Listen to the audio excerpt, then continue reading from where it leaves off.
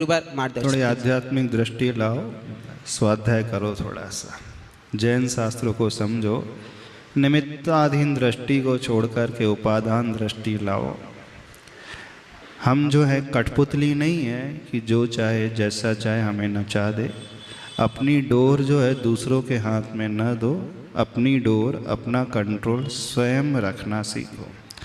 जो व्यक्ति अपनी डोर दूसरों के हाथ में दे देता है वो कभी भी सुखी रह ही नहीं सकता है। कितना भी कुछ भी क्यों ना कर ले, कितना भी कमा ले, कितने भी सक्सेसफुल क्यों ना हो जाए, वो हमेशा परेशान रहेगा, क्योंकि उसका पैमाना सुखी होने का स्वयं के ऊपर आधारित नहीं है, उसका पैमाना दूसरों के ऊपर आधारित हो गया। और प्राय हर व्यक्ति के साथ यही समस्या है। आपका पहनना जो है दूसरों के अनुसार, आपका भोजन है दूसरों के अनुसार, आपकी गाड़ी जो है दूसरों के अनुसार, आपका जो भी शो ऑफ है दूसरों के अनुसार। तो हमेशा ऐसा व्यक्ति दुखी ही रहेगा। कितना भी कमा ले, कितना भी बड़ा घर बना ले, कितनी भी बड़ी गाड़ी खरीद ले, क्योंकि उसकी आदत बन चुकी है तुलना करने की, दूसरे के अनुसार जीने की। आप आज कुछ नया करोगे, कल मार्केट में नई टेक्नोलॉजी आ जाएगी, फिर आप टेंशन में आ जाओगे, परेशान हो जाओगे, फिर कोई व्यक्ति कहेगा। तो ये तो समाप्ति कभी होगी नहीं। सबसे अच्छा उपाय है, सुखी यदि रहना चाहते हो तो हम स्व को देखना सीखें, स्व की क्षमता को देखना सीखें, और हम कितना कर सकते हैं उसके अनुसार जीना सीखें। पहले से, बहुत पहले से कहावत चली आ रही है, अपनी चादर देख कर के पैर पसारना सीखें, न कि दूसरों के कहने पर अपने पैर फैलाना सीखें। आपकी क्षमता कितनी है उसके अनुसार करें। दूसरा तो कह करके चले जाएगा, दुनिया का काम ही कुछ ना कुछ कहना। आप कितना अच्छा करोगे तो भी कहेंगे, ना करोगे तो भी कहेंगे, वो कभी रुकने वाले नहीं है।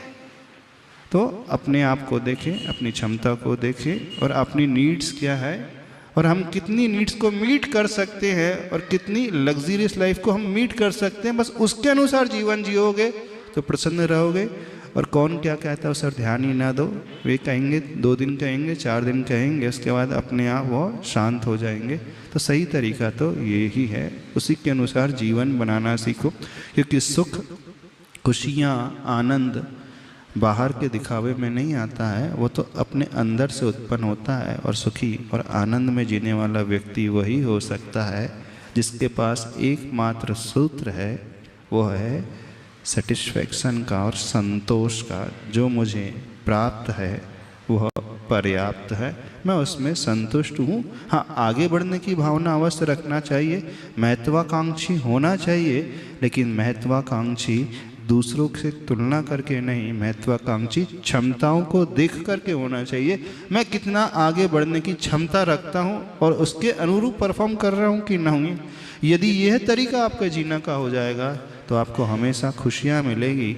लेकिन आपकी महत्वाकांक्षी होने का तरीका आप स्वयं न हो करके सारी दुनिया को बना करके रखे हों तो आप हमेशा दुखी रहोगे। बस इसका उपाय यही है, उपादान प्रधान दृष्टि, अपनी ओर दृष्टि, अपनी क्षमता को पहचानने की, और क्षमता के अनुसार क्या क्या हमारे पास अवेलेबल रिसोर्सेज हैं, सपोर्ट सिस्टम है, कितना हम कर सकते हैं, उसी के अनुसार जीवन बनाओगे तो आनंद में रहोगे।